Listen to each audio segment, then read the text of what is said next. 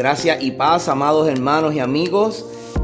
Bienvenidos a otro programa más de Radical Contra la Corriente. Les habla su anfitrión Ángel Colón, hermano en Cristo y amigo. Y como siempre me acompaña Sorismar Reyes. Por supuesto, ella tiene que estar conmigo en cada programa, siempre lo he dicho. Así que es una bendición estar con ustedes.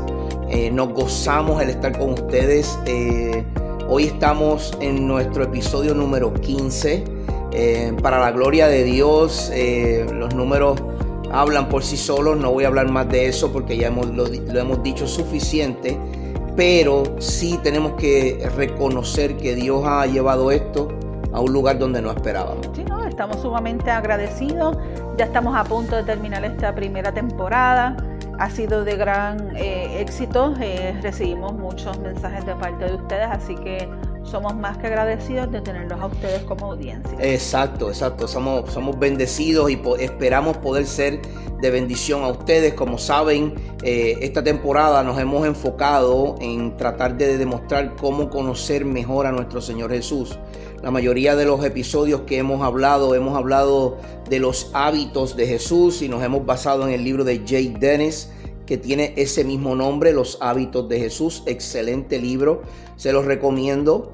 Es muy bueno porque nos deja saber cómo vivió nuestro Señor Jesús, lo cual nos ayuda a nosotros a vivir de esa misma manera. Sí, Él es nuestro ejemplo y con sus hábitos nos demuestra de que Él vino, ¿verdad? Como nosotros, como un ser humano, es 100% hombre y es 100% Dios.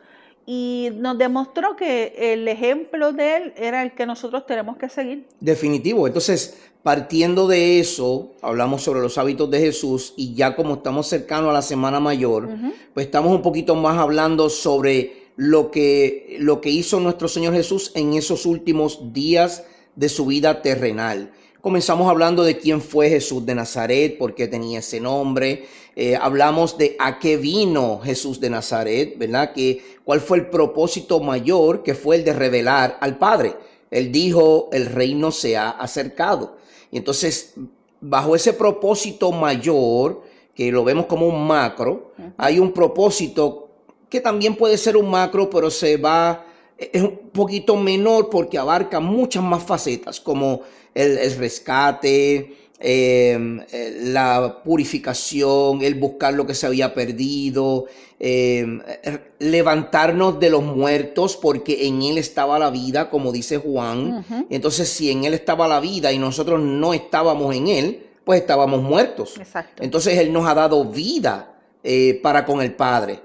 Pero entonces ahora, en este tercer capítulo o episodio, hablando de esos últimos días de nuestro Señor Jesucristo, y seguimos conociendo a nuestro Señor Jesucristo, hoy vamos a hablar bajo el tema ¿cómo demostró Jesús que Él era Dios? ¿Cómo demostró Jesús que Él era Dios? Entonces, suena como si lo estuviera diciendo en pasado, era Dios, pero no quiero que lo tomen de esa manera, por favor. Él sigue siendo Dios. Sí. Lo que pasa es que queremos demostrarle a ustedes que a través de la Biblia y de libros extra bíblicos podemos ver claramente que cuando Jesús se encarnó, Él siguió siendo Dios. Sí, y nos demuestra también que no tan solo con la respuesta del Nuevo Testamento, donde se presenta quién es Jesucristo, en los evangelios, luego Juan, y entonces lo que se habló en el Antiguo Testamento sobre Él, se cumple en el Nuevo Testamento. Exacto. Y así entonces se va cumpliendo la profecía de que Él venía a este mundo, que se le iba a llamar Emanuel, Dios con nosotros. Dios con nosotros, exacto, tremendo. Exactamente el nombre, que lo que significa es Dios con nosotros. ¿Ves? Esa es la revelación de Claro. Dios. Dios con nosotros en el Hijo. Entonces, voy a decir algo desde ahora para que lo subraye y lo tenga presente en su vida. Sí. Por favor, no diga que Dios se manifiesta en Cristo Jesús. No. Eso es un error teológico. Porque una manifestación es un espíritu. Y Jesús no fue un espíritu. Y Jesús no fue un espíritu. Él es una persona. Y es la segunda persona de la Trinidad que sigue siendo un solo Dios. Correcto. ¿Ok? Es Dios Hijo. Y eso lo vamos a ver a través de cómo demostró Jesús que Él era Dios. Entonces, partiendo de eso y viendo que el Nuevo Testamento está lleno de referencias, acerca de la deidad de Cristo, esa palabra subraya la deidad porque la vamos a discutir. Los 4 evangelios muestran claramente quién era Jesús. Entonces, pero también esos evangelios se dividen como en 2 partes porque están los evangelios sinópticos, Mateo, Marco y Lucas, que lo ven todo por igual, ¿verdad? Como una misma historia literaria. Exacto, sí, con los eventos de lo que él vino a hacer en este mundo. Exacto, entonces tenemos a Juan, el evangelio de Juan, que no deja de ser un evangelio porque son buenas nuevas. Juan nos muestra entonces esa deidad de Cristo. ¿Quién fue? Jesús, ¿verdad que sí? Sí, porque entonces en Juan él explica lo que él vino a hacer en este mundo. Cuando en los otros evangelios lo que habla es sobre sus milagros, de su genealogía. Exacto. Y todo lo demás acerca de quién es Jesús, pero Juan él hace mucho hincapié en que él es el Hijo de Dios. Pero fíjate, no solamente en los evangelios, también vemos a los discípulos luego que Jesús asciende, sí, claro, demostrando quién era Jesús en esta tierra y quién siguió siendo Jesús cuando sube al cielo, cuando asciende. Por ejemplo, el apóstol Pablo dice en Tito capítulo 2, nuestro gran Dios y Salvador Jesucristo. ¿Usted está viendo? El apóstol Pablo está colocando a Jesús como Dios, nuestro gran Dios, y entonces lo coloca como Salvador, nuestro Señor Jesucristo. ¿Por qué es esto? Bueno, dijimos en el capítulo anterior que Jesús significa Salvador. Exacto. Jesús es Salvador. Ese es significado de la palabra Jesús. También dijimos que Cristo, del griego Christus, que lo que significa es ungido, que es una palabra que viene del hebreo Mesaya o Mesías, que lo que significa es lo mismo, el ungido de Dios. Entonces, Pablo está colocando en Tito capítulo 2 a nuestro Señor Jesús como Dios. Él dice, nuestro gran Dios y Salvador, Cristo Jesús. Pero entonces, en Filipenses capítulo 2, él lo coloca como en forma de Dios. Sabemos Filipenses capítulo 2, ¿verdad? Que es cuando Jesucristo se despoja para tomar forma de siervo y llegó hasta la muerte y muerte de cruz. Capítulo 2, versos 5 al 8. Pero ¿qué dice Hebreos capítulo 1? Sí, Hebreos capítulo 1 dice, tu trono, oh Dios, por el siglo del siglo. Y cuando dice ahí, oh Dios, es oh Señor, y lo que está hablando es Jesucristo. Ese es el trono que es por los siglos de los siglos. Entonces, sabemos que las referencias de Jesucristo como el medio o el agente de la creación no lo ponen a él como el creador. Todos los escritores del Antiguo Testamento lo ponen a él como el medio. Que las cosas se hicieron por él. Por medio de él, exactamente. Entonces Dios es el creador, Jesús es el que vino a ser el medio de esa creación y el medio de nuestra redención.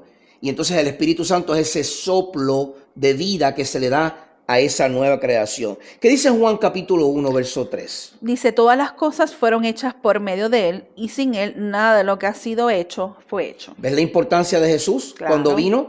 Y en la creación, porque fue hecho por medio de él y para él.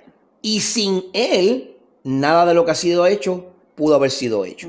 Entonces, Colosenses capítulo 1, versos 16 y 17, dicen, porque en él fueron creadas todas las cosas, tanto en los cielos como en la tierra, visibles e invisibles, ya sean tronos, dominios o poderes o autoridades. Todo ha sido creado por medio de él y para él. Entonces sabemos que Jesús fue ese agente de la creación.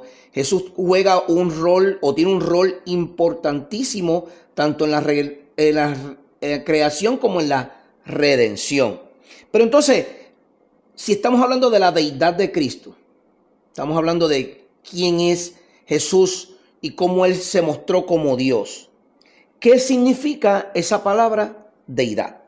Debemos recordar que significan los títulos de Jesús, Ujú. porque en esto nos dará la luz de lo que implica su deidad y entonces podremos ver con mejor claridad cómo Jesús demostró que Él era el Hijo de Dios. Exacto. Y según el Nuevo Testamento, Jesucristo es la palabra de Dios encarnada, el creador y salvador del mundo, el fundador del cristianismo y que el ejemplo sin pecado de los principios y las prácticas del cristianismo. Voy a decir algo, por favor. No quiero que lo tomen como que estoy diciendo algo negativo o peyorativo de lo que voy a decir. La Iglesia Católica no es la primera iglesia. No, Tampoco es la única iglesia que se va a salvar. no. Eso es un error. La iglesia la fundó nuestro Señor Jesucristo. Sí, Él es el fundador. No la fundó el Papa. De la fe y de la iglesia. Exacto. Él es el fundador. Exacto. Entonces, nuestra salvación viene por medio de Él y Él exclusivamente. Nadie va al Padre si no es a través de mí o por mí. Por Él.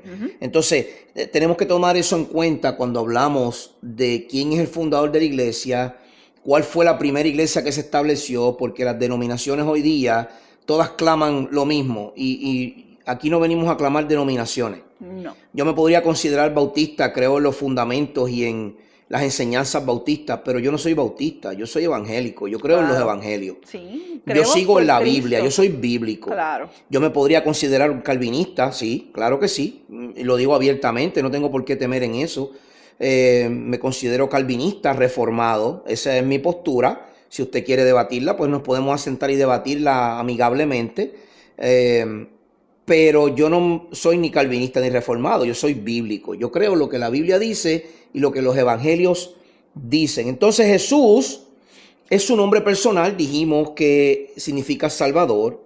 Mateo capítulo 1, versos 18 al 21, afirman que este nombre fue dado divinamente. A través de Dios. El nombre Jesús no se lo puso él mismo. No. El nombre Jesús vino de parte divina, de parte de Dios. ¿Qué dice Mateo 1, Sori? Sí, Mateo 1, 18 al 21 afirma este nombre diciendo: el nacimiento de Jesús fue como sigue.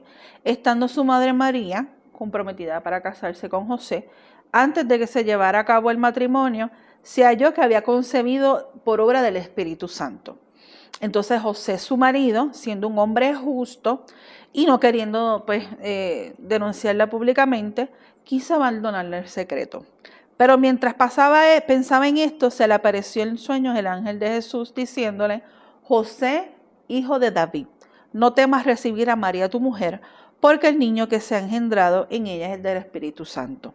Y dará a luz un hijo y le pondrás por nombre Jesús, porque él salvará a su pueblo de sus pecados. Hermano, la Biblia se contesta ella misma. Usted no tiene que buscar ni ser un filósofo, ni buscar en libros extra bíblicos. No, lo dice bien claro la palabra. La Biblia lo dice, ella misma se contesta ella misma. Claro, hay muchos hombres que han dedicado su vida entera para entender esto y Dios le ha dado una sabiduría más profunda que la que tú y yo tal vez podemos tener. Y por eso también tenemos que ir a otros libros extra bíblicos para tener una mejor idea de ciertas palabras. No, y estos hombres se dedicaron toda su vida a estudiar a profundidad, obviamente con la ayuda del Espíritu Santo, pero ellos dedicaron toda su vida a adentrarse en todo esto y explicarnos mejor lo que significan estas palabras. Claro, mientras tú y yo tenemos un trabajo secular y luego vamos a la iglesia el domingo, otro día de la semana, estos hombres su vida entera era estudiar la palabra.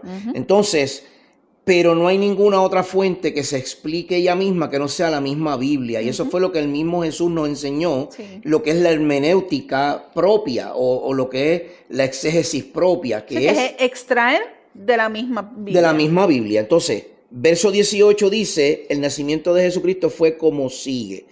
Ya te está diciendo, esta es la forma en cómo Él nació.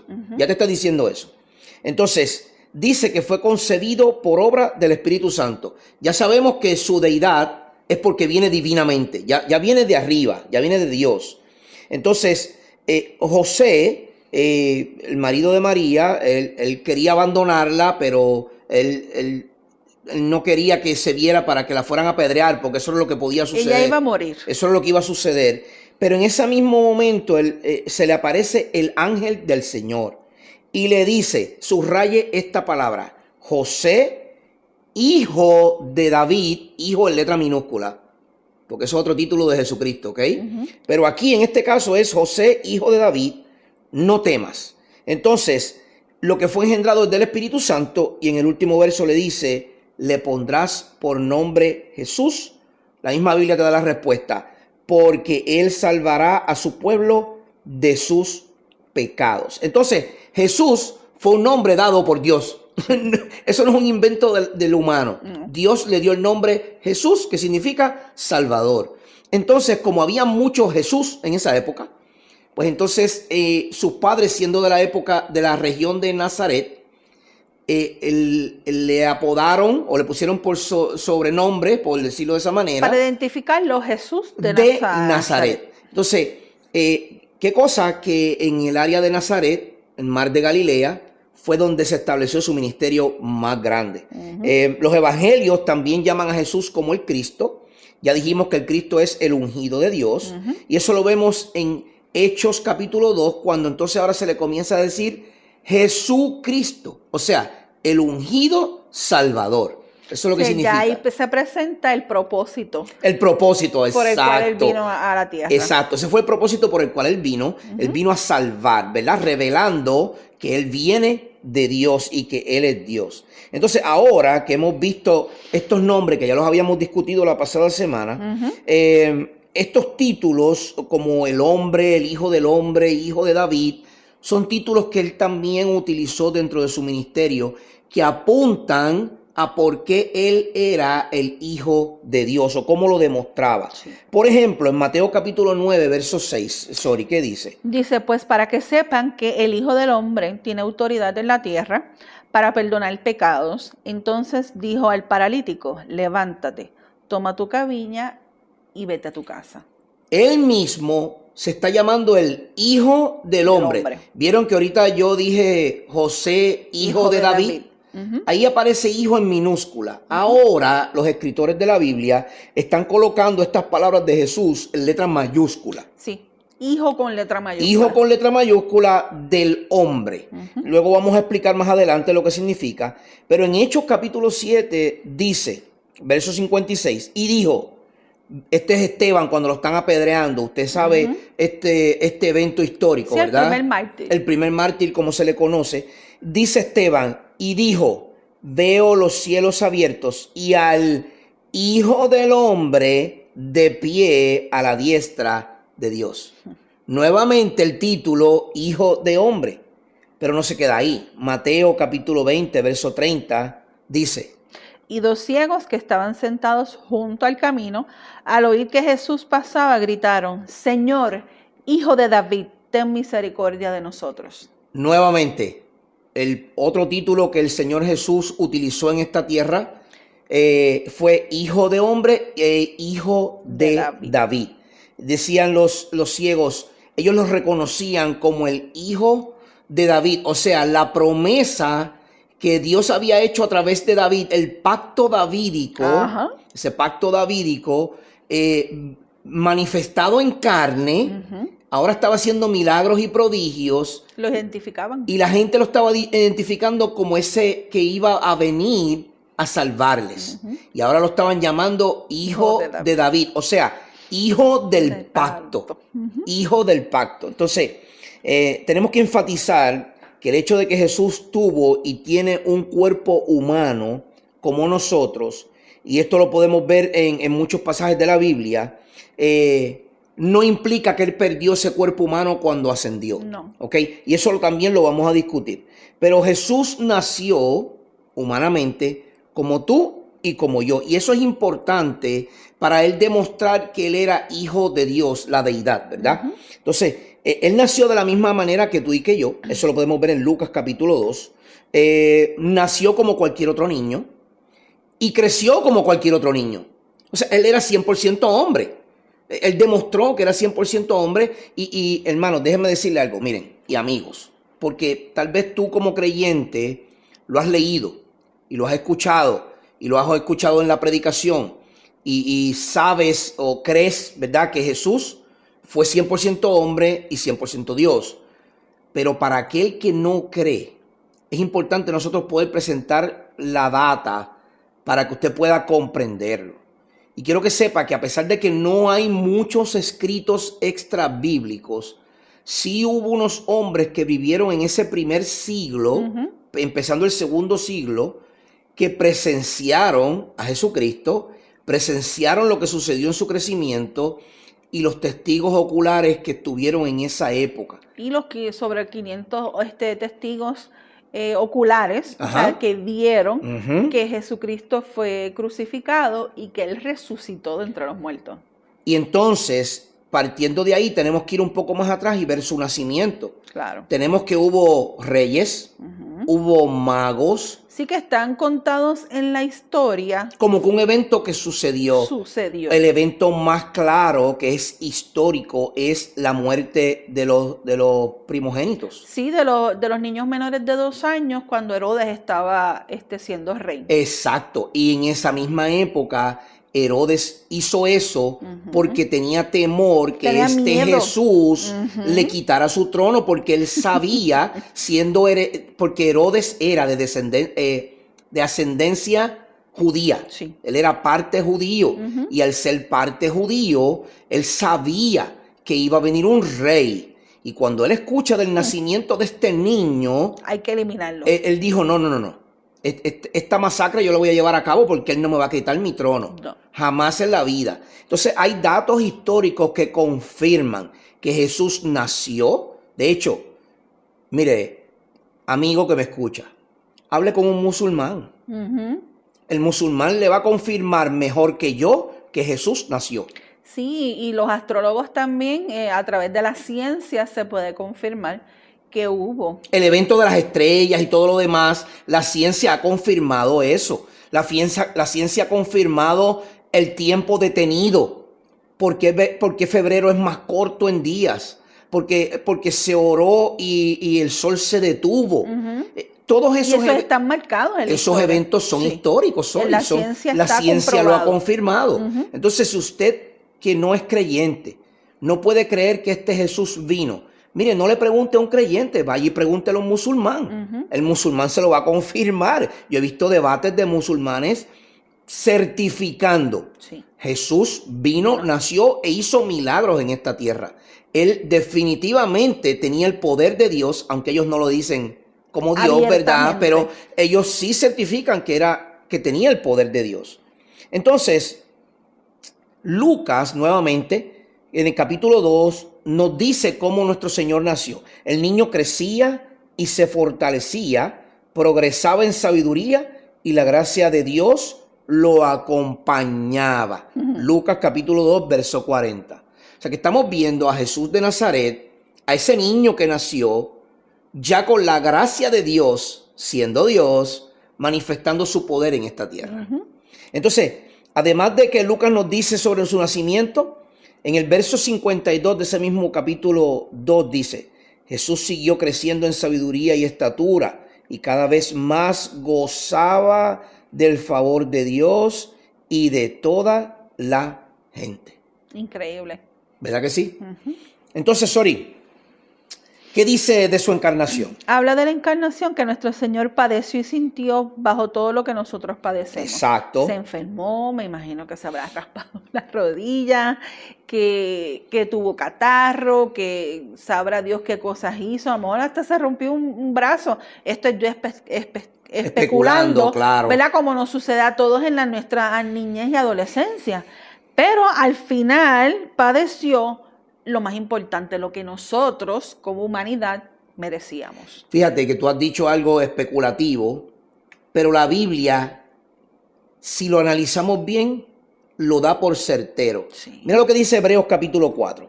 Porque no tenemos un sumo sacerdote, Jesucristo, que no pueda compadecerse de nuestras flaquezas, sino uno que ha sido tentado como nosotros, pero sin pecado. Esa es la gran diferencia. Entonces, Jesús, siendo hombre y en esa condición de hombre, 100%, padeció todo lo que nosotros padecemos. Sí, tuvo hambre, sed, durmió, sufrió dolor, angustia, lloro, él se molestó, pero antes de todo, lo más importante, identificándolo como esta deidad, como Dios, nunca pecó. Nunca pecó. Acuérdate, Lucas dice, la gracia de Dios estaba con él. Claro. Él gozaba del favor de Dios, Dios. dice Lucas capítulo 2. Por lo tanto, estamos viendo a ese 100% hombre, Yes. ya con todos los atributos de Dios en él, aunque no manifiestos todavía. No. O sea que él no pecó, pero como tú muy bien dices, tuvo sed, tuvo hambre, Sueño. tuvo sueño, Lloró. lloró cuando Lázaro es uno de los eventos más conocidos. Se molestó. Las mesas, ¿verdad? Es un evento conocido. Entonces sabemos que Jesús, al igual que nosotros, 100% hombre, padeció igual que nosotros padecemos. Sí. Entonces tuvo los mismos problemas, vivió los mismos problemas que nosotros vivimos hoy día. Por eso es que Hebreos dice que no tengamos a alguien que no se pueda compadecer. Él sí se puede compadecer de nosotros. Pero entonces Jesús también resucitó de entre los muertos en un cuerpo físico, humano, aunque era perfecto, no como tú y como yo. Ya no estaba sujeto a las limitaciones de la debilidad, la enfermedad o la muerte, No. porque él venció la muerte. la muerte. Al vencer la muerte, él tiene un cuerpo, ¿verdad? Nuevo, ¿verdad? Que no se corrompe.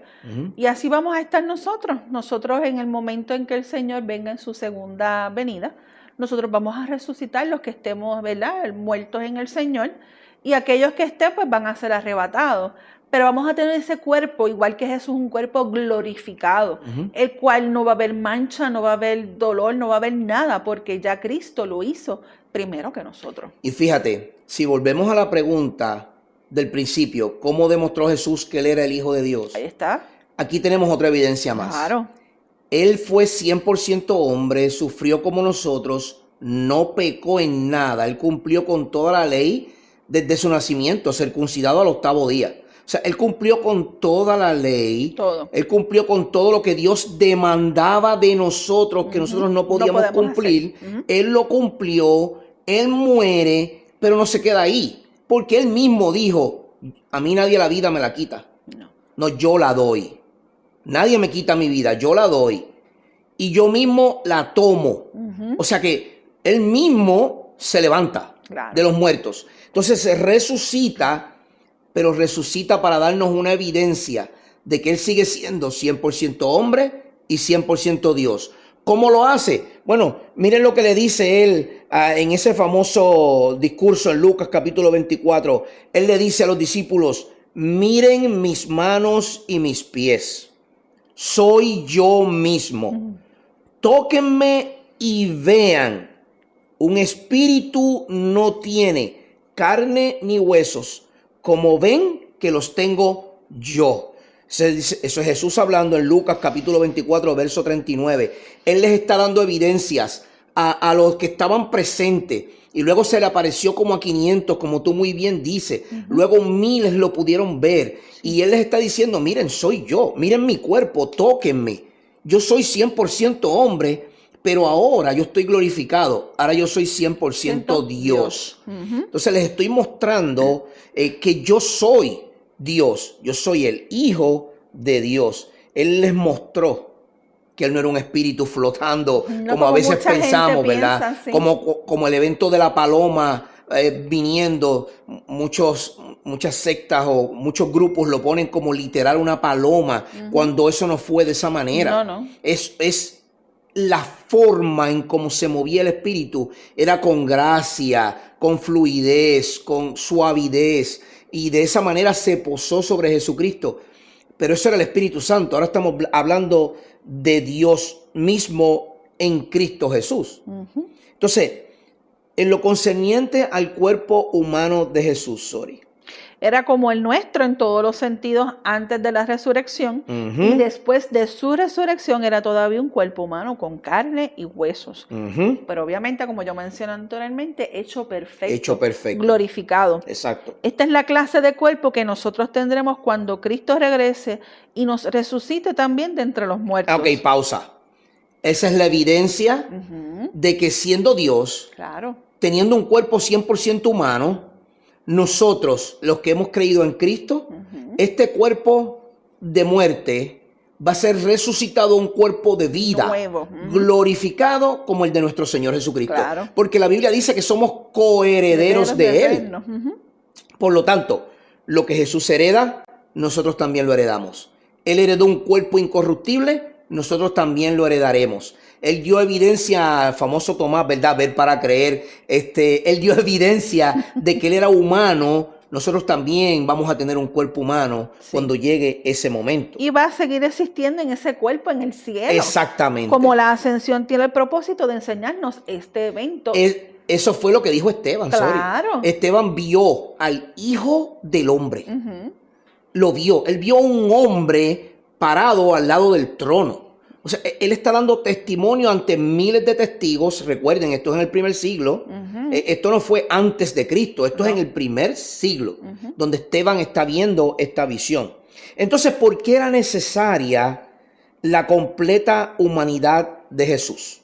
Cuando Juan escribió su primera epístola, circulaba una enseñanza herética entre las iglesias que Jesús no era hombre, así como en el día de hoy. Esta herejía llegó a ser conocida como el docetismo. El docetismo fue una herejía cristiana primitiva que promovía una falsa visión de la humanidad de Jesús. Sí, eso aparece mucho en la iglesia de Colosas. Sí, También en la iglesia, ¿cuál es la otra? Galacia. La de Galacia, donde habían estas existencias y creencias, obviamente la imaginación del ser humano y llevando esto a otro nivel espiritual, donde decían que Jesús nunca fue un ser humano, que era espíritu. El docetismo, de lo que estás hablando ahora mismo, entonces podríamos deducir que para nosotros parece que es un humano, pero no lo es. Ujú. Y esa fue una herejía. Hermano, ¿usted sabe por qué es una herejía?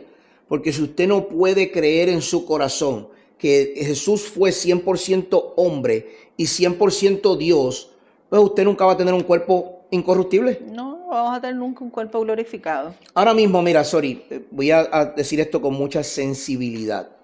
Tenemos un hermano a quien amamos grandemente.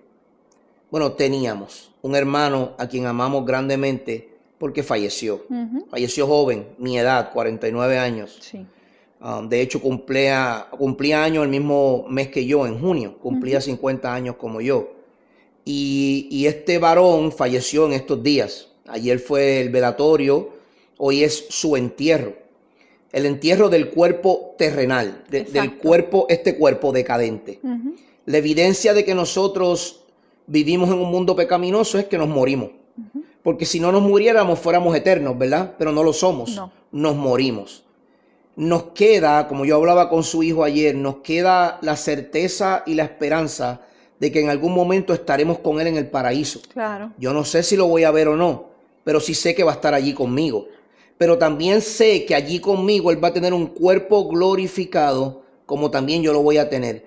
El docetismo rechaza eso. Completamente. Por lo tanto, es una herejía. Sí. Tú no puedes decir, como esta Lisny de Font, que ahora salió con el cuadridimensionalismo, qué sé yo qué, Por donde favor. dice que hay una persona que creó a Dios. Y entonces no es una trinidad, es una cuatrinidad, una cosa así. Por favor. Eso es una herejía. Claro. Usted tiene que alejarse de esas Porque herejías. está corrompiendo lo que dice Dios en su palabra. Exactamente. Entonces, ese docetismo estaba creciendo en la época de Juan el Bautista, que de hecho, Juan el discípulo amado, y de hecho Juan el discípulo amado fue el último apóstol en morir. De hecho, que él lo mismo lo presenta en Primera de Juan capítulo 4. ¿Qué versos dice? 2 al 3 dice, en esto pueden discernir quien tiene el Espíritu de Dios. Todo profeta que reconoce que Jesucristo ha venido en cuerpo humano Eso es importante. es de Dios.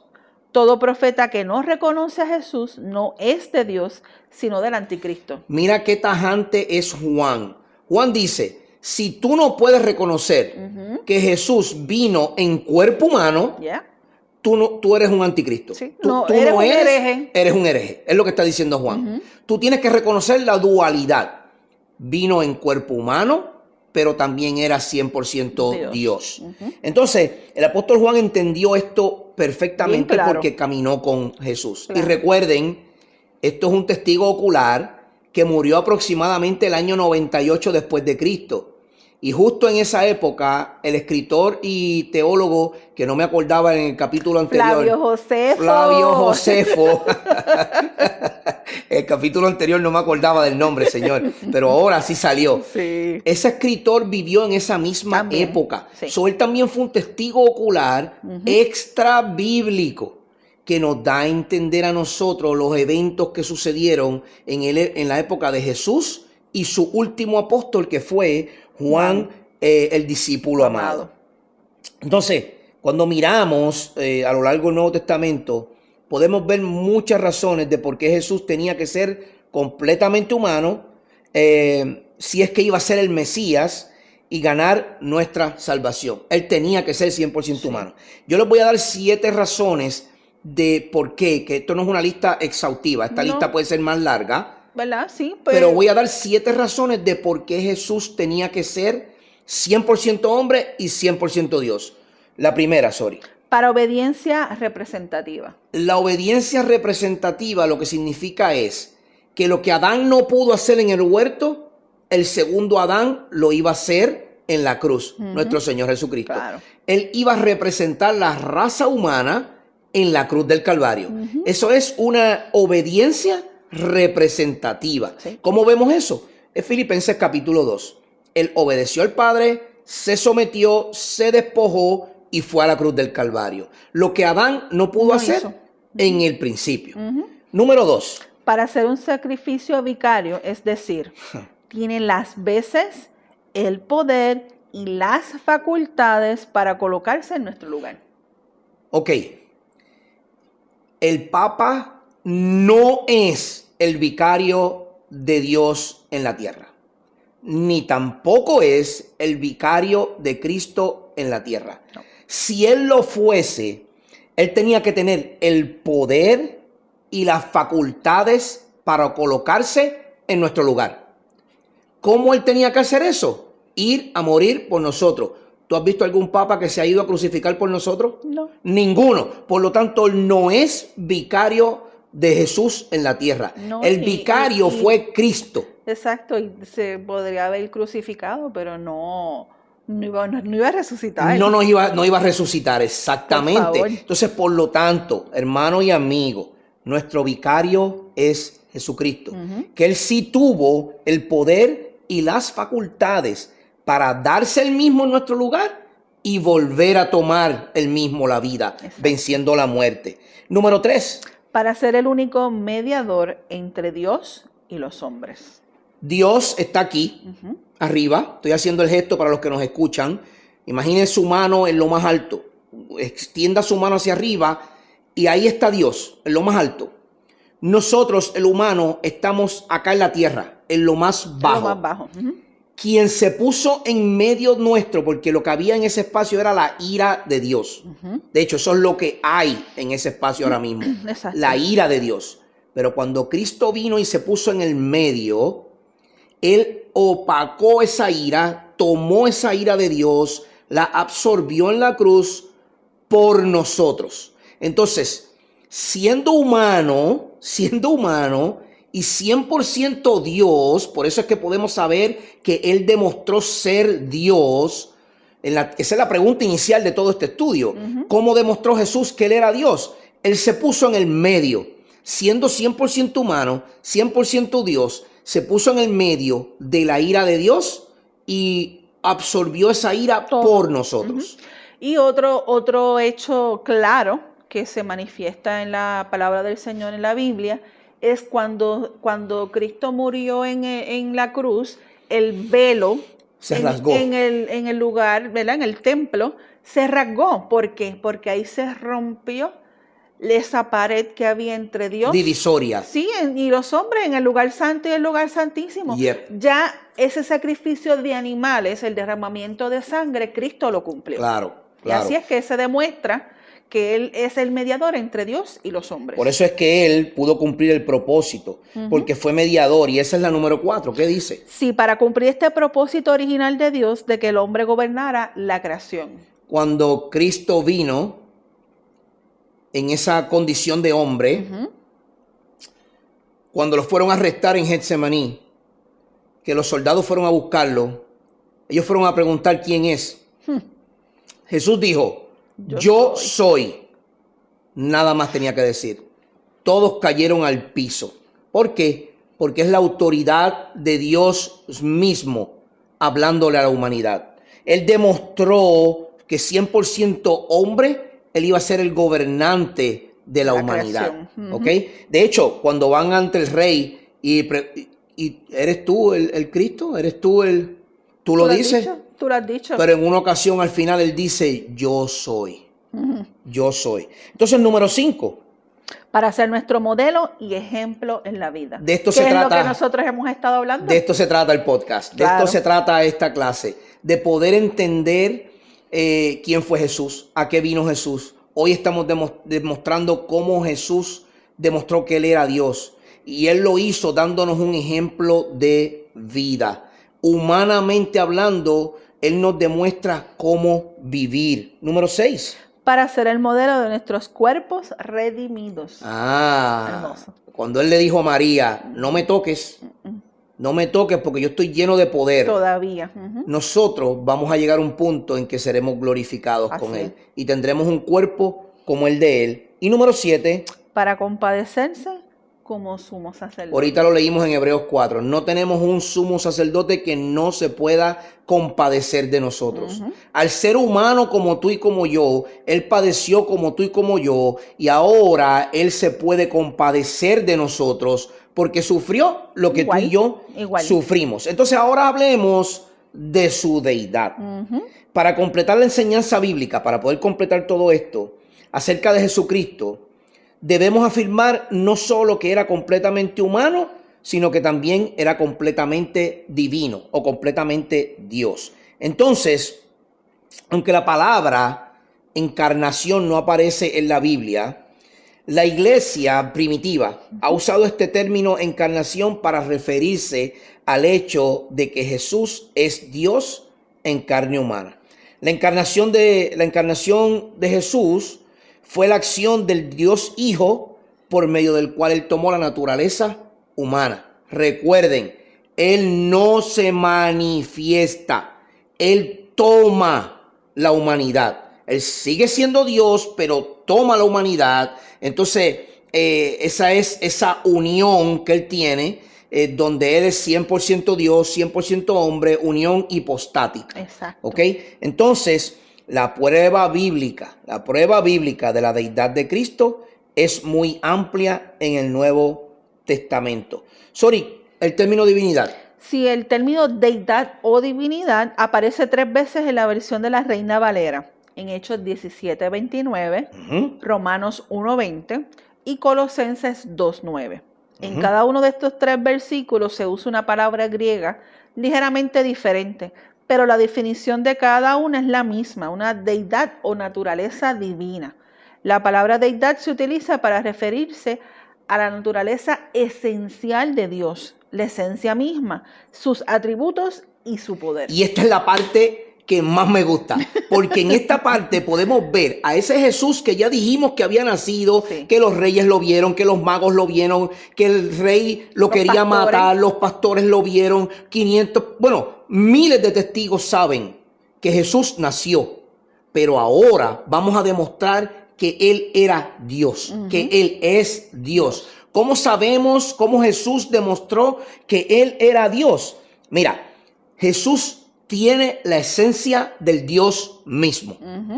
Y aunque Jesús tiene todos los atributos de Dios, el Espíritu Santo tiene todos los atributos de Dios, cada uno de ellos en la Trinidad tiene su papel o su rol o su desempeño o empeño en la creación. Vuelvo y repito, todos tienen los mismos atributos en esencia, pero en papel o rol, cada uno de ellos tiene un rol que tomar. Dios es el creador, Por favor, no diga que que Dios se crucificó. Dios nunca dice que Él es Jesús. Y Jesús, hijo, ¿verdad? Y Jesús nunca dice del Espíritu Santo.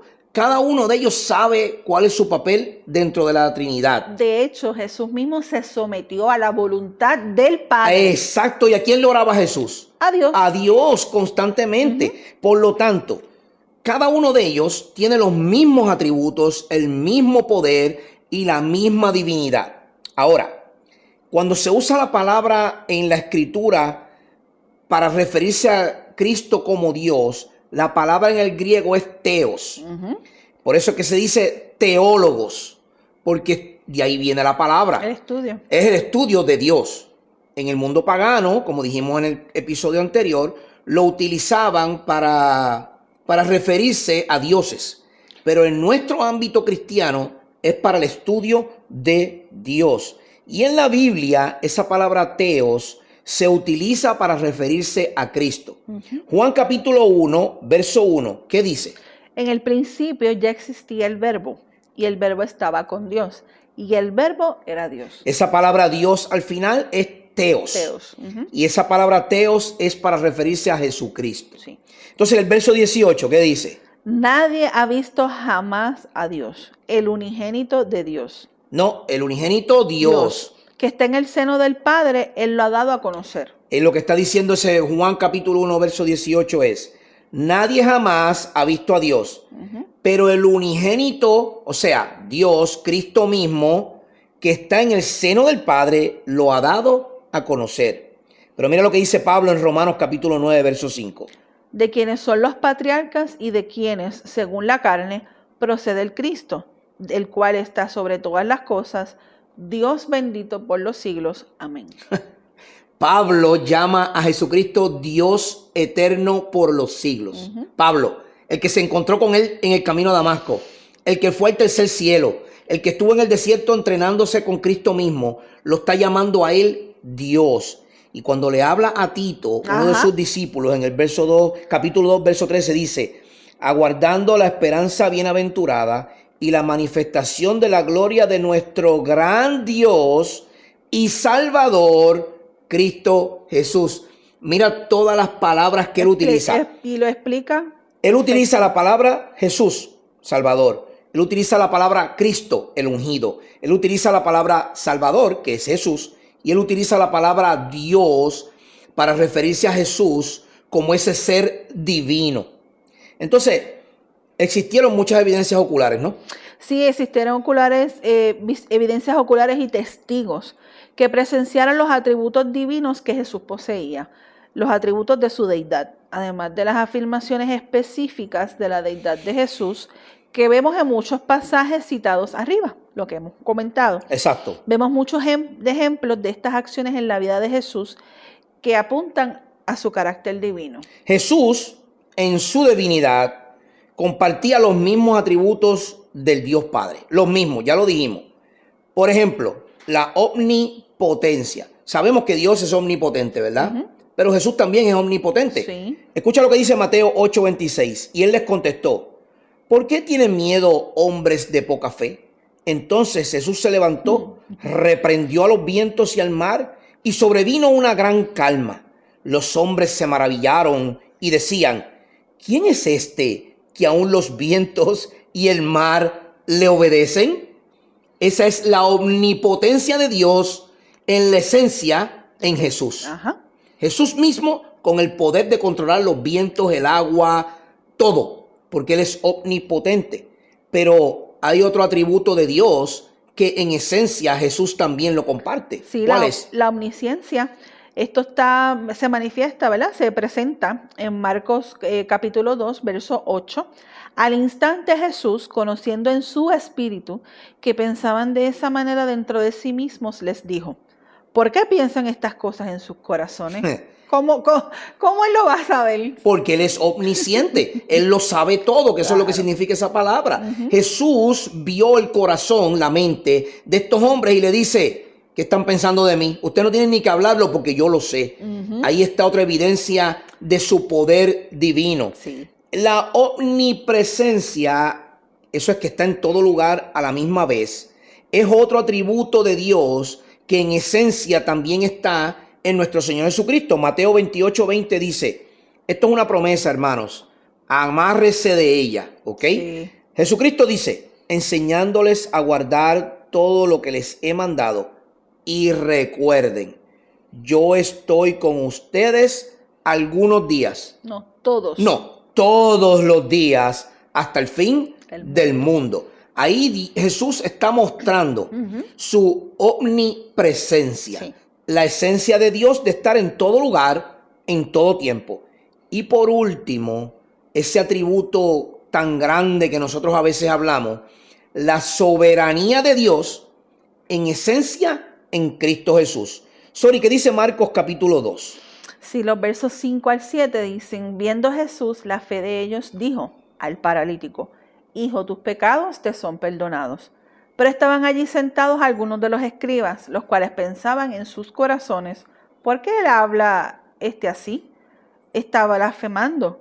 ¿Quién puede perdonar pecados sino solo Dios? La evidencia está, Él es Dios. Él es soberano. Él puede hacer... Mire, hermano, soberanía significa esto, no lo complique.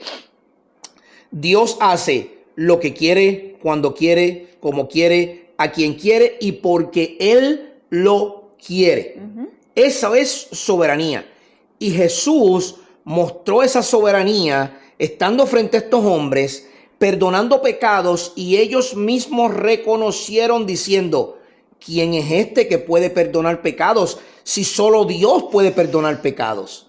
Ellos mismos reconocían la soberanía de Jesucristo. Entonces podemos concluir que sin lugar a dudas podemos decir que Cristo es completamente divino. Sí. El Nuevo Testamento y en cientos de versículos explícitos de la Biblia llama a Jesús como Dios y Señor. En el griego eso es el Kyrios, eso es el Señor o dueño, y emplea un buen número de títulos de la deidad para referirse a Él.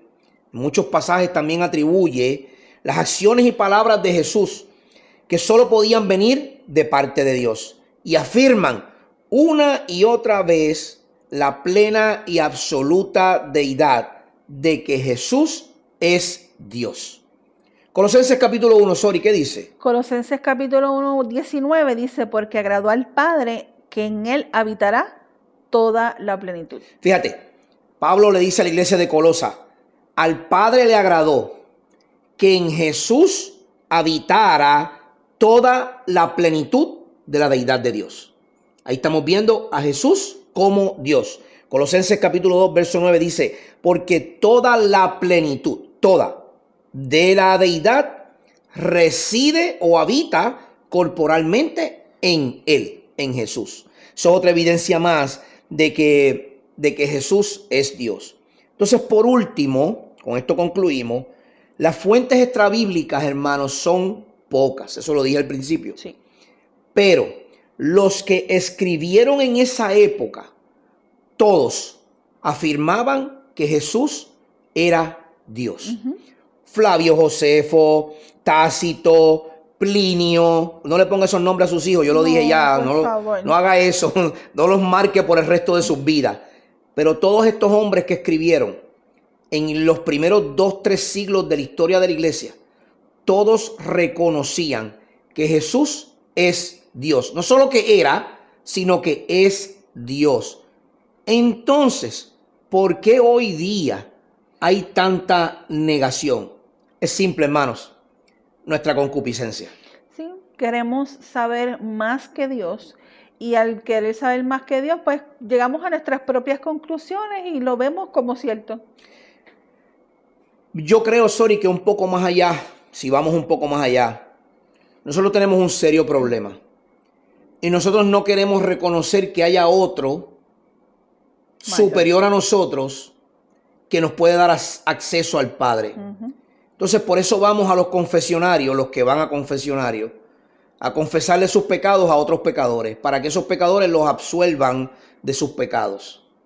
Porque nosotros no queremos reconocer que hay alguien divino, completamente Dios, que nos puede perdonar de nuestros pecados, y es el único camino, la verdad y la vida que nos puede llevar hasta el Padre. Y como queremos ir directo al Padre sin tener que darle cuentas a más nadie, pues entonces obviamos la persona de Cristo, no la figura, la persona de Cristo, para entonces tratar de ir directo al Padre. Sí, tristemente. Tengamos cuidado, hermanos, Sí. por favor. Tengamos cuidado. Jesús fue y será 100% Dios.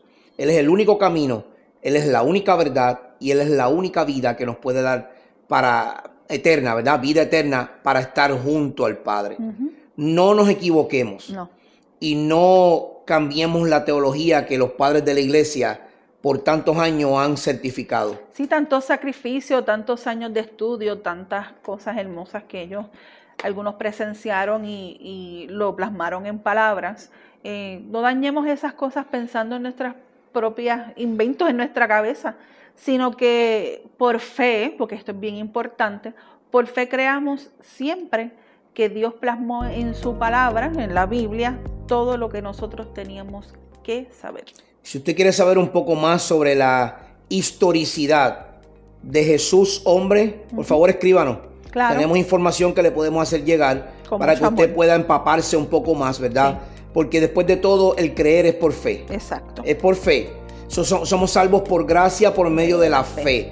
Nosotros tenemos que creer que lo que dice este libro es 100% cierto y es palabra de Dios. Amén. Y si usted no puede creer eso es porque Dios no le ha abierto el entendimiento. Pero sepa que Él usa a gentes como nosotros para llevar su palabra para que usted pueda creer. Así que dudas o preguntas, por favor escríbanos. Puede buscarnos en nuestra página web en didascoministries.com y también a través de todas las redes sociales. No olviden nunca suscribirse a nuestro canal. Por favor, denle a la campanita que ahora van a recibir mensajes los lunes y los miércoles en nuestra parte de enseñanza bajo Didasco Ministries, que es nuestra página web, donde nosotros estamos plasmando nuestros devocionales diarios, videos de lo que es nuestras enseñanzas, ¿verdad? Queremos llegar a ustedes. Y obviamente, pues nuestro podcast original, Radical contra la Corriente. Recuerden, les amamos en el amor de Cristo. Gracias y paz para cada uno de ustedes y nos vemos la próxima semana en un capítulo más de Radical contra la Corriente. El Señor me los bendiga rica y abundantemente.